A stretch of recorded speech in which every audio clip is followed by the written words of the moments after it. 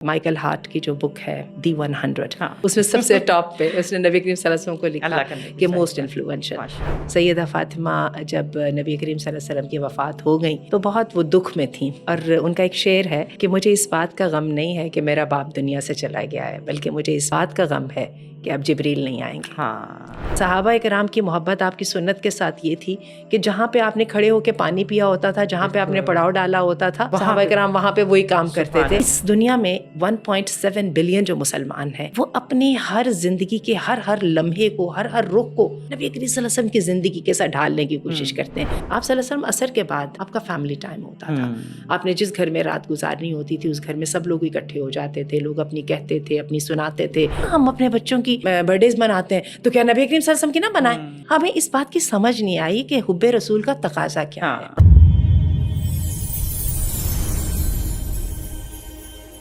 بسم اللہ الرحمن الرحیم، الصلاۃ والسلام علی رسولہ الکریم. السلام علیکم ورحمۃ اللہ وبرکاتہ. ویری وارم ویلکم ایوری بڈی. الحمد للہ اللہ کے فضل کے ساتھ ایک بڑے ہی متبرک مہینے کے اندر ہم لوگ داخل ہو رہے ہیں، اور وہ مہینہ ہے ربیع الاول کا مہینہ. ربیع الاول کا مہینہ ہمیں ہمارے نبی کی یاد، ہمارے نبی کی سنتوں کی یاد، اور ہمارے نبی سے محبت کی یاد، بے پناہ درود و سلام کی یاد جو کہ ہمیں اپنے ذہنوں میں رکھنی چاہیے. ربیع الاول کے مہینے کو اس امید اور اس جستجو اور اس پیشن کے ساتھ شروع کرنا چاہیے کہ جہاں جہاں ہمیں ہمارے اندر کوئی غلطیاں ہیں ہم ان غلطیوں کا سدھار بھی کریں. جو یہ مہینہ جو اس کی ایک ڈیمانڈ ہے ہم اس کو وہ پورا کریں، اور کسی بھی ایسے غلط رویے سے، کسی بھی ایسے غلط رواج کا ہم حصہ نہ بنیں کہ یہ نہ ہو کہ وہ رواج اور وہ غلط رویہ ہمارے لیے کسی مشکل کا اس دنیا اور آخرت میں ہمارے لیے وہ نقصان کا باعث بن جائے.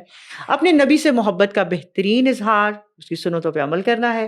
اپنے نبی سے محبت کا بہترین اظہار اس کی زندگی کو جاننا ہے، ان کی زندگی کے بارے میں مکمل معلومات لینی ہے کہ وہ کس طرح کے انسان تھے، کن کن معاملات میں ان کا کیا کیا رویہ تھا. ہم انشاءاللہ ربیع الاول کے مہینے میں ایک 4 ایپیسوڈز کے اوپر ایک انشاءاللہ سیریز رکھیں گے. ہم اپنے نبی کی بات کریں گے، ہم ان کی پرسنالٹی سے، ان کی زندگیوں سے کچھ سیکھنے کی کوشش کریں گے، اور ہم ان کی ایک حق جو ہے اپنے نبی کی ذات کو جاننے کا اور ان کی سنتوں پر عمل کرنے کا، اس کو کرنے کی پوری بھرپور کوشش کریں گے. ہمارے ساتھ ہیں الحمدللہ ڈاکٹر آسیہ. آج ہم بات کریں گے اپنے نبی کے متعلق. اللہ کے نبی as a social person and as a family person کس طرح کے تھے. السلام علیکم ورحمۃ اللہ. علیکم السلام ورحمۃ اللہ وبرکاتہ. کیسی ہیں آپ ڈاکٹر آسیہ؟ الحمد للہ رب العالمین. ڈاکٹر آسیہ، بڑا بہترین ایک مہینہ ایک شروع ہونے والا. بالکل. اللہ تعالیٰ ہمیں اس میں، جیسے میں نے بات کی، توفیق دے کہ ہم کسی بھی خرافات سے بچ جائیں. اچھا، اس میں یہ ہے، ایک میں بات کو شروع سے واضح کر دوں کہ نبی کریم صلی اللہ علیہ وسلم کی جو ولادت ہے وہ بطور انسان ہے. جی ٹھیک ہے. اس کو نہ تو ہمارے دین نے اہمیت دی ہے اور نہ ہی نبی کریم صلی اللہ علیہ وسلم نے خود اہمیت دی ہے. لیکن جو آپ صلی اللہ علیہ وسلم کی بعثت ہے، یعنی آپ کا نبی ہونا جو انسانوں کے لیے رحمت ہے، اس کو نبی کریم صلی اللہ علیہ وسلم نے بھی اہمیت دی ہے، اور نبی کریم صلی اللہ علیہ وسلم کے صحابہ نے بھی دی ہے. سیدہ فاطمہ جب نبی کریم صلی اللہ علیہ وسلم کی وفات ہو گئی تو بہت وہ دکھ میں تھیں، اور ان کا ایک شعر ہے کہ مجھے اس بات کا غم نہیں ہے کہ میرا باپ دنیا سے چلا گیا ہے، بلکہ مجھے اس بات کا غم ہے کہ اب جبریل نہیں آئیں گے. ہاں دیکھ لیں، تو اس سے ہمیں حقیقت یہ ہے. اسی طرح نبی کریم صلی اللہ علیہ وسلم نے خود بھی کہا کہ تم پیر کا اور جمعرات کا روزہ رکھو. پیر کے روزے کو اس لیے کہا کہ اس دن اللہ تعالیٰ نے مجھے نبوت بھی دی اور میری ولادت بھی ہے. پیر کا دن، اس طرح کے ساتھ اللہ تعالیٰ روزہ رکھتے ہیں. ہاں، یہی وجہ بطور انسان آپ کے ساتھ ایک رشتے کی محبت کے ساتھ اس کو اہمیت تو پھر ابو لہب بھی دیتا تھا نا. آپ کی پیدائش کے اوپر اس نے اپنی، وہ جس نے آ کے خوشخبری دی تھی، اس نے اپنی لونڈی کو آزاد کر دیا تھا. لیکن آپ دیکھیں جب اس نے مشن کا ساتھ نہیں دیا تو اس کی اس عمل نے اس کو کوئی فائدہ نہیں دیا. بلکہ میرا خیال ہے شاید وہ واحد ایک آدمی ہے جس کا قرآن مجید میں اس طرح نام لے کے ذکر ہے، اور اس کی بیوی کے بھی گھناؤنے کردار کو کتنی بری طرح سے کنڈیم کیا گیا ہے، اور اس کو عبادت کا حصہ بنایا گیا کہ جو بندہ تلاوت کرے ایک طرح سے کائنڈ آف اس پہ لعنت کر کے ہی آگے جائے. ایگزیکٹلی. لیکن اس کے باوجود جیسے کہ ابھی آپ نے کہا، یہ موقع ہی ہوتے ہیں جو ہمیں ذرا یاد دلاتے ہیں کہ ہم اپنا وہ جو سبق ہے سنت سے متعلق اس کو ذرا ریفریش کریں. تو انشاءاللہ العزیز بات کرتے ہیں اسی بات کے اوپر کہ نبی کریم صلی اللہ علیہ وسلم ایک رحمت للعالمین تو تھے، کیونکہ اللہ تعالیٰ نے اپنا پیغام حق ان کے ہاتھ بھیجا انا ارسلناک شاہدا ومبشرا ونذیرا وداعیا الی اللہ باذنہ وسراجا منیرا، بالکل کہ ہم نے آپ کو خوشخبری دینے والا اور ڈرانے والا بنایا جیسے کہ پہلے انبیاء تھے، اور اللہ کے راستے کی طرف بلانے والا اور سراج منیرا، روشن چراغ بنایا۔ بالکل بہت پیاری یہ آیت ہے، اور یہ ہے کہ اس کو بہت بڑا فضل اللہ تعالیٰ نے کہا ہے۔ صحیح بات۔ تو انشاءاللہ العزیز یہ وقت ہے کہ جس میں درود و سلام کو یاد کریں، بالکل، اور اس کے ساتھ خاص طور پہ جو سنت کے ساتھ محبت ہے، جیسے کہ بھی آپ نے کہا کہ اگر ہم اس کو ہی مقصد بنا لیں کہ ہم ایک مہینے کے اندر ایک ایسی ٹریننگ لگیں کہ رکھیں کہ آپ کی محبت کا حق ادا اس طرح سے کریں کہ آپ کی سنت کو جو ہے نا وہ اپنا وہ حصہ بنائیں۔ صحابہ کرام کی محبت آپ کی سنت کے ساتھ یہ تھی کہ جہاں پہ آپ نے کھڑے ہو کے پانی پیا ہوتا تھا، جہاں پہ آپ نے پڑاؤ ڈالا ہوتا تھا، صحابہ کرام وہاں پہ وہی کام کرتے تھے۔ اور یہ حقیقت ہے کہ جو سنت کے کی پیروی میں کرنے والا چھوٹے سے چھوٹا جو عمل ہے وہ اس سے بہت زیادہ بڑھ جاتا ہے، خواہ کتنا بڑا ہمارا عمل ہو لیکن وہ سنت کے مطابق نہ ہو۔ تو یہ ایک وہ بہت بڑی چیز ہے جس کو کہ ہم دیکھیں۔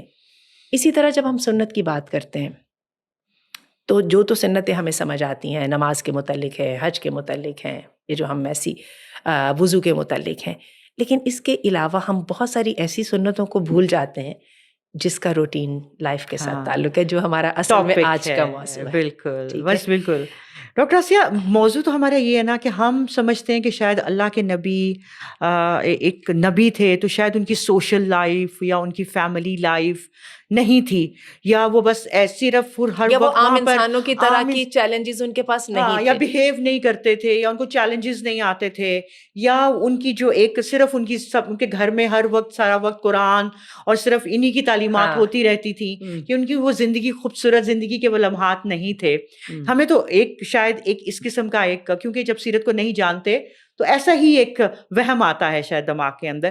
ہم آج بات کرنے کی کوشش کرتے ہیں ڈاکٹر آسیہ کہ ایز اے فیملی مین اللہ کے نبی ایک فیملی ممبر کے طور پر کیا تھے، کیسے تھے؟ کون سا ایسا رشتہ ہے کہ جو اللہ کے نبی کے ساتھ جڑا ہوا نہیں تھا؟ باپ لے لیں، آپ بھتیجا لے لیں، آپ جو ہے نا ایک ہسبینڈ لے لیتے ہیں، آپ کے مطلب آپ ہر رشتے کے اندر منسلک تھے۔ ہم تھوڑا سا ڈسکس کرتے ہیں، اپنے ویورز کو بتاتے ہیں کہ انہوں نے اپنے ہر رشتے کو کس طرح نبھایا، کیا ان کی خوبصورتی تھی رشتوں کے اندر۔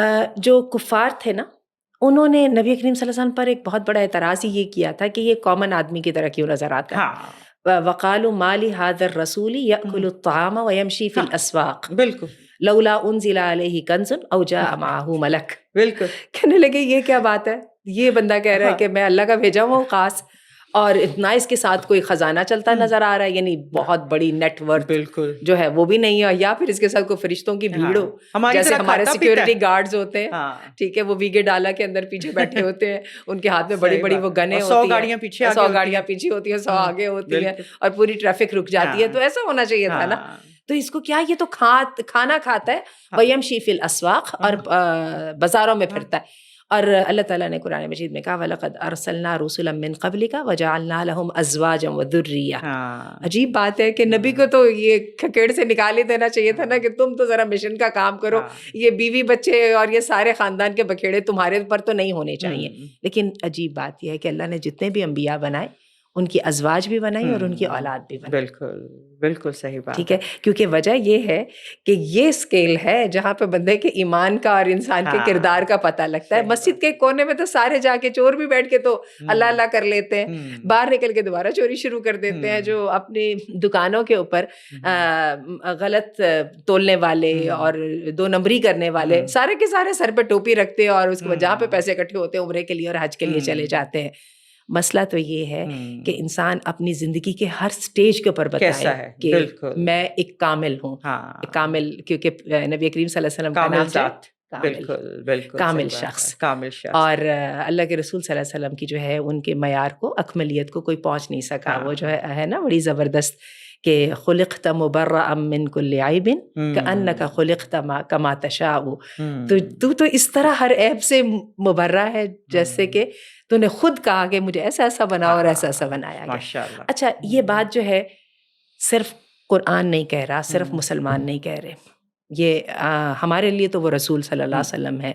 تو ان کا نام جو ہے تذکرہ حبیب بہت ہی خوبصورت ہے اور ہمارے دل شاد ہوتے ہیں اس کے ساتھ. لیکن میں آپ کو بتاؤں یہ بات صرف ایک مسلمان نہیں کہتا, یہ دنیا میں جتنے لوگ ہیں جنہوں نے فکر کیا ہے, جنہوں نے غور کیا ہے, تفکر کیا ہے, وہ یہ بات کہتے ہیں. میں آپ کو بڑی مزے کی بات بتاؤں کہ سیرت نگاری اردو ادب کا ہمیں لگتا ہے نا کہ ہم جب پڑھتے تھے میٹرک میں اور ایف اے میں تو ہم پڑھتے تھے سیرت نگاری, اس کے اندر ان کا شبلی نعمانی کا نام آتا تھا, پھر ان کا نام آتا تھا وہ تھے الطاف حسین حالی جنہوں نے وہ لکھی تھی, مسدس حالی لکھی تھی. اور ہم کہتے ہیں پھر اسی طرح آپ کو نعت کو شعراء بھی نظر آتے ہیں, پھر حسان بن ثابت کا بھی ذکر آتا ہے. آپ کو بڑی میں عجیب بات بتاؤں کہ دنیا کا جو ادبی لٹریچر ہے اس میں سیرت نگاری ایک بہت بڑا اس کا حصہ ہے, اور بہت سارے غیر مسلم جو ہیں انہوں نے نبی کریم صلی اللہ علیہ وسلم کی سیرت پر لکھا ہے, اور بڑے ہی محبت کے ساتھ لکھا ہے اور بڑے متاثر ہو کے لکھا ہے. کل پرسوں ہی میں کیرن آرمسٹرانگ, حالانکہ یہ جو خاتون ہے ایک philosopher Hare kind of atheist بھی ہیں, لیکن انہوں نے اللہ کے رسول صلی اللہ علیہ وسلم کی سیرت کے اوپر کتاب لکھی ہے اور ان کے بہت لیکچرز کی سیریز ہے. اچھا. اور وہ ایک بڑا زبردست ان کا ایک بڑا وائرل ان کا کلپ ہے جس میں وہ کہتی ہیں کہ نبی کریم صلی اللہ علیہ وسلم کی زندگی کی جس جہد کو دیکھیں اس جہد کے اندر رحمت ہے. اور یہ وہ بات ہے, ایک وہ بندہ کہہ رہا ہے جس کو قرآن سے کوئی واسطہ نہیں ہے, جو کہ حدیث سے کوئی وہ گائیڈنس نہیں لے رہا ہے, وہ صرف کیا کر رہا ہے کہ ایک کامیاب ایک مشہور شخص کی جو ہے وہ بایوگرافی پڑھ رہا ہے اور اس سے وہ کیا تاثر لے رہا ہے, اور وہ تاثر یہ لے رہا ہے کہ نرمی ہے, شفقت ہے, اور جو آپ صلی اللہ علیہ وسلم کی تعلیمات ہیں وہ انسانوں کو بوجھ سے نکال کے تو ہلکے پن کی طرف سے لے کے جاتے ہیں. اللہ تعالیٰ قرآن مجید میں کہتے ہیں کہ ہم نے تجھے نبی اور امی بنایا, نبی الامیش, کیونکہ امی جو ہے یہ اسماعیلیوں کے لیے یہود لفظ بولا کرتے تھے. جو اسماعیل علیہ السلام کی جو اولاد تھی ان کا نام تھا امی جین. تو نبی کریم صلی اللہ علیہ وسلم نبی امیش ہیں, اور وحرم علیہم ویحل لہم الطیبات ویحرم علیہم الخبائث ویضع عنہم اصرہم, اور ان پر سے بوجھ, ان کے لیے طیبات کو حلال کرنا, ناکارہ چیزوں کو, نکمی چیزوں کو ان سے دور کرنا, اور ان پر سے وہ والے بوجھ اتار دینا جو ان کے گلوں کے توق بنے ہوئے تھے. بالکل صحیح بات. ٹھیک ہے, تو یہی وجہ ہے کہ نبی کریم صلی اللہ علیہ وسلم کی ذات کا ہم جہاں پہ بھی شیڈ لینا چاہتے ہیں, ایز اے تاجر, ایز اے باپ, as a beta, as a commander, آپ جسٹ نیم اٹ, ٹھیک ہے, تو آپ وہاں پر دیکھیں کہ جو ہمیں روشنی ملتی ہے وہ روشنی جو ہے وہ ایک دم کیسے رستے کو سیدھا کر دیتی ہے. اور یہ بات میں نہیں کہہ رہی ہوں, بلکہ یہ بات جو ہے مائیکل ہارٹ کی جو بک ہے دی 100, ٹاپ, اس میں سب سے ٹاپ پہ اس نے نبی کریم صلی اللہ علیہ وسلم کو لکھا کہ موسٹ انفلوئنشل, اور اس وہ جو ہے خود عیسائی تھا, اور یعنی میرا خیال ہے ابھی شاید زندہ ہے, شاید اس کی ڈیتھ ہو گئی ہے, اور وہ عیسائی ہی رہا. تو اس سے بہت لوگوں نے سوال کیا, اس نے کہا کہ تم تو رانگ جا رہے ہو, کیونکہ انفلوئنس کی بات کرو گے تو سیدنا عیسیٰ علیہ السلام کے فالوورز نبی کریم صلی اللہ علیہ وسلم سے زیادہ ہیں. تو اس نے کہا نہیں, بائی ڈنٹ آف جو انٹینسٹی ہے لو کی, اور جو نبی کریم صلی اللہ علیہ وسلم کی ذات کے ساتھ جو مسلمانوں کے جو دل لگے ہیں اس کو دیکھ کے تو جو ہے نا کوئی مسلمان جو ہے وہ توہین رسالت برداشت نہیں کر سکتا. تو یہ دیکھ کے میں سمجھتا ہوں کہ ان کا اثر اتنا گہرا ہے. اور آپ یہ دیکھیے کہ واقعی ہی اس کو اگر ہم توجہ سے دیکھیں نا, اس دنیا میں 1.7 بلین جو مسلمان ہیں وہ اپنی ہر زندگی کے ہر لمحے کو, ہر رخ کو نبی کریم صلی اللہ علیہ وسلم کی زندگی کے ساتھ ڈھالنے کی کوشش کرتے ہیں. وہ ایسا لباس پہنتے تھے, وہ ایسے کھاتے تھے, وہ ایسے لیٹتے تھے, وہ ایسے بات کرتے تھے, اور یہ کتنی جتنی حد تک بھی ایک انسان کی کوشش ہوتی ہے. تو سنت جو ہے وہ مسلمانوں کے ہاں کلچر ہے, اسٹینڈرڈ ہے, ٹرینڈ ہے, فیشن ہے. اور یہ جو سنت ہے یہ اس کی اگر ہم وحی کو سنت سے الگ کر دیتے ہیں تو وہی تو پھر صرف ایک سوچ ہی ہے نا, ایک خیال ہی ہے. اس خیال کی کوئی شکل نہیں ہے. اس کے اندر اگر ایک اسکیلیٹل بنانا ہے یا اس کو اسٹرکچر بنانا ہے تو وہ سنت کی جو ہے وہ اسٹرکچر ہے. تو ایک بڑی میں متاثر ہوئی اس کتاب سے. اس کتاب کے مصنف میرا خیال ہے دنیا سے جا چکے ہیں, انہوں نے سیرت پر کتاب لکھی تھی, کوئی انڈین اسکالر تھے, ڈاکٹر تھے, نبیل العظمی ان کا نام تھا. کتاب کا نام میرے ذہن سے نکل گیا. جو اس کی خاص بات یہ تھی, اس نے کیا کیا تھا کہ نبی کریم صلی اللہ علیہ وسلم کی خصوصیات کو 2 حصوں میں بانٹا تھا. اور انہوں نے کہا تھا کہ یہ 2 جو خصوصیات ہیں یہ آپ صلی اللہ علیہ وسلم کی زندگی کے ہر گوشے میں نظر آئیں گی.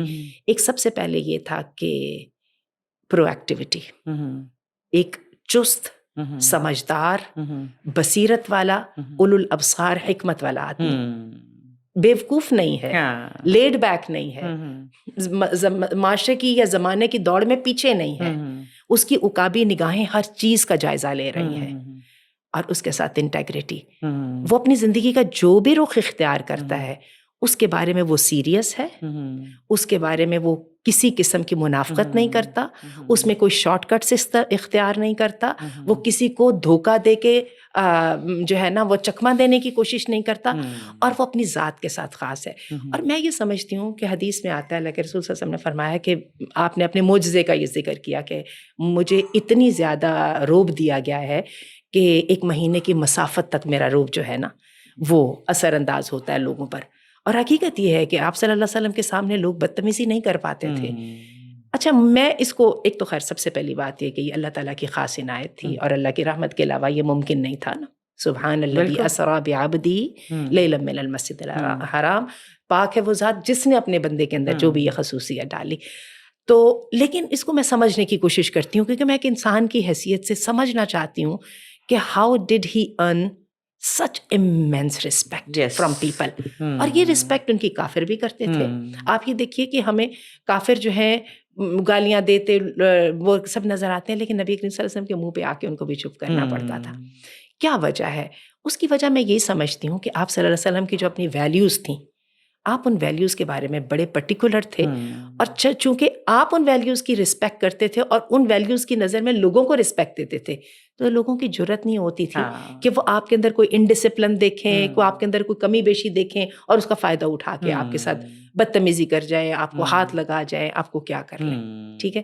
پھر یہ ہے کہ آپ کا صلی اللہ علیہ وسلم کا اپنے مقصد پر اتنا ایمان تھا. مجھے یہ واقعہ بہت متاثر کرتا ہے کہ جب ابو طالب کو قریش نے آ کے کہا کہ آپ ہیں جس کی وجہ سے ہم کچھ کر نہیں پاتے، تو آپ پیچھے ہٹ جائیے، نہیں تو آپ خود اس کو منع کر لیجئے. جب ابو طالب سردار بن گئے قریش کے تو انہوں نے آ کے کہا کہ چلیے پھر اب آپ کریں نا، محمد کو روکیے، وہ کیوں ہمارے الہوں کو برا کہتا ہے. تو ابو طالب نے کہا اور بہت درد دل کے ساتھ اپیل کی کہ بھتیجے میرے پہ اتنا بوجھ نہ ڈال، میں اتنا اٹھا نہیں سکوں گا، میرے پہ بہت پریشر ہے. ٹھیک ہے، تو اب جو ہے نا مجھے اتنا پریشان نہ کر. تو آپ صلی اللہ علیہ وسلم نے کہا کہ یہ جو میرے پاس مشن ہے، میرے ایک ہاتھ میں سورج اور چاند بھی آ جائے گا نا، تو میں اس کو نہیں چھوڑوں گا کیونکہ میں اس کو صحیح سمجھتا ہوں. اللہ یہ کہ اللہ اس کو کامیاب کر دے، اور یا پھر یہ ہے کہ اللہ تعالیٰ جو ہے میری جان اس میں فنا ہو جائے. اور آپ یہ دیکھیے کہ آپ صلی اللہ علیہ وسلم کی جو اپنی اس کے اوپر جو اتنا میں کہتی ہوں کہ پختہ یقین تھا، تو اس کا ابو طالب پر کیا اثر ہوا؟ ایمان نہیں لائے. اس کے باوجود انہوں نے جب دیکھا کہ ایک بندہ اتنا سیریس ہے اور اتنا سنسیئر ہے اور اتنا قیمتی اس کا مشن ہے، تو انہوں نے کہا کہ ٹھیک ہے، بالکل، میں جب تک میرے اندر بھی طاقت ہے میں تمہارے ساتھ، میں تمہاری بیک پر ہوں. بالکل. اور واقعی ابو طالب نے پھر یہ کیا، اور ہوا یہ کہ اس کے فوراً بعد کیا ہوا کہ شیب ابی طالب کی جو ہے آزمائش شروع ہو گئی، اور ابی طالب کو بھی انہوں نے اٹھا کے پھینک دیا. انہوں نے کہا ٹھیک ہے، نہیں تم اس کو منع کر سکتے تو نہ جاؤ، تم بھی اس کے ساتھ جاؤ. اور ابو طالب نے یہ تکلیف دیکھی 3 سال، یہ چھوٹا نہیں ہے. بالکل صحیح. آپ یہ سوچئے کہ بائیکاٹ جو ہے یہ کوئی آسان بات نہیں ہے. گھروں سے نکال دیا، ان سے خریدنے کی اجازت نہیں ہے، ان کے ساتھ شادی بیاہ کرنے کی اجازت نہیں ہے، ان سے میل ملاقات کر کے سلام دعا کرنے کی اجازت نہیں ہے، وہ مکہ شہر کے اندر نہیں رہ سکتے، وہ ان بازاروں سے خریداری نہیں کر سکتے، ان کی چیزیں کو خریدے گا نہیں. کتنا بڑا بائیکاٹ ہے، کتنا بڑا بائیکاٹ ہے. کس بنا پہ کہ ایک بندہ کہتا ہے یقول ربی اللہ، کہ بس میرا رب اللہ ہے. اتنی بڑی بات کے اوپر اتنا بڑا بائیکاٹ. اس کے اندر کیا ہے کہ اللہ کے رسول، اور یہ 3 سال تھے. کئی روایات میں آتا ہے کہ جو کفار ہے وہ رات کو جب بچوں کو روتے سنتے تھے تو ان کی نیندیں نہیں آتی تھیں. بالکل. آپ جیسے سمجھیں کہ آج ہمیں غزہ کے میں یا سوڈان میں جیسے بچے بلبلاتے نظر آتے ہیں، اور واقعی ہماری بھی نیندیں خراب ہوتی ہیں، تو لوگوں کو نیند نہیں آتی تھی. اور پھر کیا ہے کہ صحابہ کرام کہتے ہیں کہ ہم کھانے میں ہمیں کچھ نہیں ملتا تھا تو ہم درختوں کے پتے کھاتے تھے، اور ہم جب اجابت کرتے تھے تو ہم بکریوں کی مینگنیوں کی طرح کی اجابت ہوتی تھی. اللہ اکبر. ہم یہ باتیں سوچتے نہیں ہیں. جو ہے آپ کے حق کے ساتھ کھڑے ہونا ہر ایک کا دل چاہتا ہے، لیکن اپنی ویلیوز کو اتنی اہمیت دینا کہ اس کے لیے ہر سیکریفائس کے لیے تیار رہنا، یہ ہے در حقیقت معراج. اور آپ یہ دیکھیے کہ اس کے ساتھ نبی کریم صلی اللہ علیہ وسلم نے جو عزت ارن کی، پھر وہ عزت ساری دنیا نے دیکھی. بالکل. اور عزت ہر ایک کے لیے تھی, اور ہر ایک کے لیے عزت تھی. بالکل. اور آپ صلی اللہ علیہ وسلم نے پھر اس کو بنایا اپنا. آپ کسی جگہ پہ وعدہ خلاف نہیں ہیں, آپ کسی جگہ پہ اپنے ڈسپلن میں کم نہیں ہیں. اچھا, ابھی آپ نے جیسے کہ ہمارا آج کا موضوع بھی یہی تھا کہ ایک فیملی مین کے طور پہ کیسے تھے. نبی کریم صلی اللہ علیہ وسلم کی حدیث ہے نا کہ تم میں سے بہتر وہ ہے جو اپنے گھر والوں کے لیے بہتر ہے. اور آپ یہ کبھی نوٹ کیجئے گا کہ ہم جس کو کسر لگاتے ہیں ہم اپنے گھر والوں کو کسر لگاتے ہیں. ہم دنیا کے لیے وقت کے پابند ہیں, ہم دنیا کے لیے ٹیبل بھی سیٹ کرتے ہیں, ہم دنیا کے لیے تیاریاں بھی کرتے ہیں, سب کچھ کرتے ہیں, لیکن when it comes to family تو it's fine کہ بھئی یہاں پہ خرابی ہو سکتی ہے, یہاں پہ گنجائش ہے, یہاں پہ گنجائش ہے. اچھا, نبی کریم صلی اللہ علیہ وسلم کی فیملی کوئی چھوٹی نہیں تھی. میں نے شروع میں جو آیت پڑھی نا وَجَعَلْنَا لَهُمْ أَزْوَاجًا وَذُرِّيَّةً, کہ بیویاں بھی تھیں اور اولاد بھی تھی. اور ان کی تو 9 بیویاں ہیں جو ایک وقت میں ہیں, اور اپنی اولادیں تو ہیں ہی ہیں, تو وہ جو پچھلوں کی بھی اولادیں لے کے لے کر آ رہے ہیں, وہ بھی لے کے آئی ہیں, اور وہ آپ صلی اللہ علیہ وسلم کے ہاؤس ہولڈ کا حصہ تھی. دیکھ لیں. اور کیا ہے کہ نبی کریم صلی اللہ علیہ وسلم کی جو روٹین ہے مجھے بہت اچھی لگتی ہے. ہم سوچیں کہ کیا ہمارے پاس بھی ایسی روٹین ہے. آپ صلی اللہ علیہ وسلم عصر کے بعد آپ کا فیملی ٹائم ہوتا تھا. آپ نے جس گھر میں رات گزارنی ہوتی تھی اس گھر میں سب لوگ اکٹھے ہو جاتے تھے, لوگ اپنی کہتے تھے, اپنی سناتے تھے, گھر کے بارے میں مشورے ہو جاتے تھے. اور اس میں جو کوئی گڑبڑ ہوتی تھی اللہ کے رسول صلی اللہ علیہ وسلم اس کو وہیں پہ سیدھا بھی کر دیا کرتے تھے, بڑی حکمت کے ساتھ اور بڑے سسٹم کے ساتھ. کسی کو اجازت نہیں تھی کہ آپ صلی اللہ علیہ وسلم کے اتنے لمبے ہاؤس ہولڈ میں جن کی آپ ساری کی ساری بیویاں ایک دوسرے کی سوکنیں تھیں, کہ کوئی کسی کے بارے میں غلط بات کرے اور اس کے بعد جو ہے وہ کسی طرح نبی کریم صلی اللہ علیہ وسلم کو ہاتھوں پہ ڈال سکے, فیملی پالیٹکس کا شکار بنا سکے. کسی کی ایسی جرت نہیں تھی, کیونکہ نبی کریم صلی اللہ علیہ وسلم نے اس کا موقع کسی کو نہیں دیا. یہی وجہ ہے کہ آپ کے اہل بھی اپنی جگہ پہ رہے, وہ بھی عبادت میں آپ کے ساتھ شامل رہے, وہ بھی آپ کی خیر کے کاموں میں آپ کے ساتھ شامل رہے. بلکہ ہوا یہ کہ جب وہ واقعہ تخییر جب ہوا کہ ایک دفعہ بیویوں نے کہا کہ چلیں اب ہمیں بھی تو خرچے ورچے دے دیں نا, تو اللہ تعالیٰ نے کہا یہ کہ دیکھو اس کو دیکھو, یہ اس بندے نے دنیا کو اہمیت نہیں دی ہے, ٹھیک ہے, اس کی دنیا کمپرومائزڈ ہے اور اس کا مشن بہت اعلیٰ ہے. اگر تو اس مشن میں اس کا ساتھ دے سکتی ہو, چوائس ہے تمہارے پاس چوائس ہے, بہت اچھی بات ہے, تمہارا آنر بہت زبردست ہوگا. لیکن اگر تم نہیں اجازت دے سکتی, قل لازواجک ان کنتن تردن الحیات الدنیا وزینتها فتعالین امتعکن واسرحکن سراحا جمیلا. دنیا چاہتی ہو تم بھی, تمہیں بھی عام دنیا کا وہ چاہیے. ارے تم تو لیڈر کی, تم تو مدینہ کی ریاست کی شہنشاہ کی بیویاں ہو, تو تمہیں بھی کوئی اسٹیٹس چاہیے ہوگا نا. اور خود بھی تو کون تھیں, کتنے بڑے بڑے سرداروں کی بیٹیاں تھیں. وہ کون سی جو ہیں وہ کمی کمینوں کی وہ جو ہیں وہ تھیں جو کہ ایمان لے آئیں. ام حبیبہ تھیں, اس میں ابو سفیان کی بیٹی تھیں, اس میں صفیہ بنت حییش تھیں جو کہ وہ ان کے جو سب سے بڑا یہودیوں کے قبیلے کی سردار کی بیٹی تھیں. کون سیدہ جویریہ تھیں, سب کی سب شہزادیاں تھیں اور بڑے زبردست خاندانوں سے آئی ہوئی تھیں. ان کو اللہ تعالیٰ نے کہا کہ اگر تم اس کے ساتھ وہ ٹاٹ کے بوریے پہ نہیں آ سکتی ہو, اگر تم اس کے ساتھ اس کی چوائسز کے ساتھ نہیں چل سکتی تو نا پھر تم یہاں پہ کر کیا رہی ہو, آؤ تمہیں کچھ دیتے دلاتے ہیں, جاؤ اپنے گھروں کو. اور آپ یہ دیکھیے ان ساری ازواج نے دیکھیں عزت کہاں سے آتی ہے. ہم یہ کہتے ہیں میرا شوہر نہیں کرتا, میری بیوی نہیں کرتی. بات ہے آپ چل پڑتے ہیں نا, آپ اپنی ویلیوز کو جو ہے اہمیت دینے لگ جاتے ہیں, آپ اپنے مشن کو بڑا کر دیتے ہیں. آپ کی بیویاں اولادیں پپی ڈاگ کی طرح آپ کو فالو کرتی ہیں.